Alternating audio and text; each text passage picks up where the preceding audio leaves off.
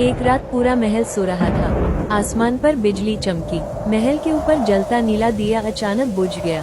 उसी समय दोनों जुड़वा बहनें अलीजा और रीना जाग गई। दोनों ने एक ही आवाज सुनी, आखिरी दरवाजा खोलो, नहीं तो सुबह से पहले सब पत्थर बन जाएंगे। अलीजा ने खिड़की से बाहर काला अंधेरा देखा। रीना ने फर्श पर रखी मिट्टी की पुरानी गुड़िया की आंखों में नीली रोशनी देखी। गुड़िया हिल रही थी। दीवार में एक दरार बनी।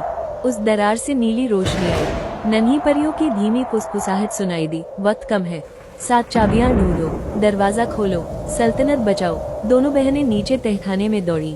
वहाँ एक बड़ा पत्थर का दरवाजा था। उस पर 7 खाने बने थे।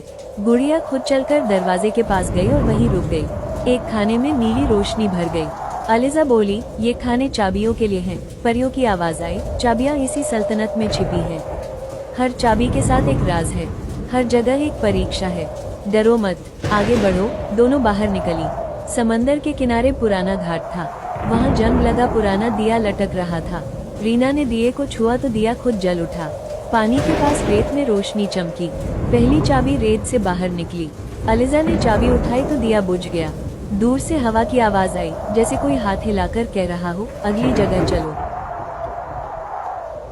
वो दोनों महल के पीछे सूखे तालाब पर पहुंची। जमीन सफेद नमक जैसी थी। गुड़िया तालाब के बीच जाकर रुक गई। अलीजा ने हाथ रखा तो जमीन चमकने लगी। एक बूंद गिरी, नीचे से दूसरी चाबी निकल आई। तालाब के किनारे एक काला साया हिला। साया बोला नहीं, बस रुका, फिर गायब हो गया। रीना ने धीरे कहा, कोई हमें देख रहा है। अब वो पुरानी लाइब्रेरी में गई। दरवाजा खुद खुल गया। किताबें धूल से भरी थी। एक मोटी किताब खुद चलकर मेज पर आई। पन्ने खाली थे। रीना ने गुड़िया को किताब पर रखा तो शब्द बने, सच दिल में है, दिल साबित करो। किताब के नीचे से एक छुपा खाना खुला।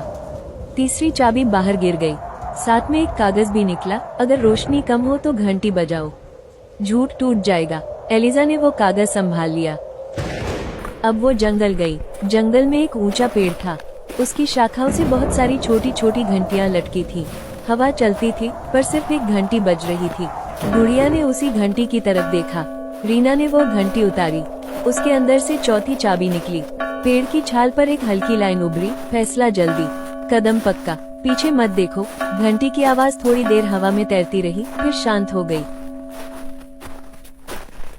अब वो समुंदर के उस हिस्से पर पहुंची जहां पानी एकदम शांत था। लहरों की कोई आवाज नहीं थी। परियों की हल्की आवाज आई, जो सच बोलेगा वही चाबी देखेगा। नाम लो, अलीजा ने धीरे कहा। नूर। रीना ने कहा, नूरीन। पानी के बीच झाग बनी।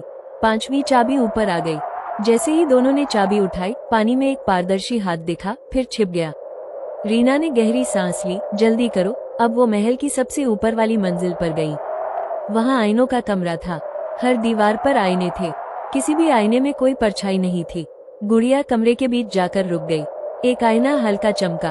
उसमें एक छोटी परी दिखी। परी के हाथ में नीला फूल था। उसने आईने के अंदर से चाबी बाहर फेंकी। 6ठी चाबी आ गई।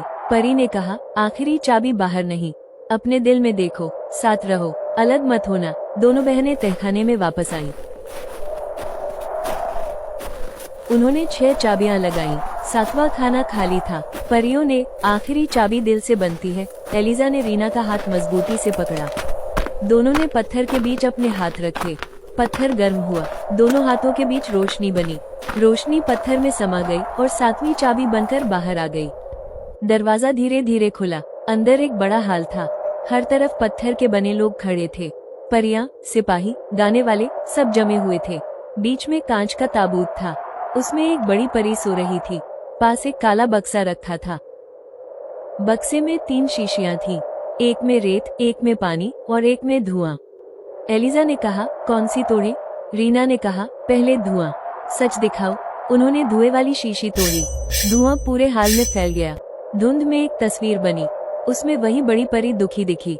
उसने रात को दिया बुझने पर अपना दिल 3 हिस्सों में बांटा। एक हिस्सा गुड़िया में रखा, एक हिस्सा इसी दरवाजे की धड़कन में रखा और तीसरा हिस्सा आसमान वाले रास्ते में छिपा दिया। धुआं हट गया। गुड़िया की आंखों से आंसू निकले।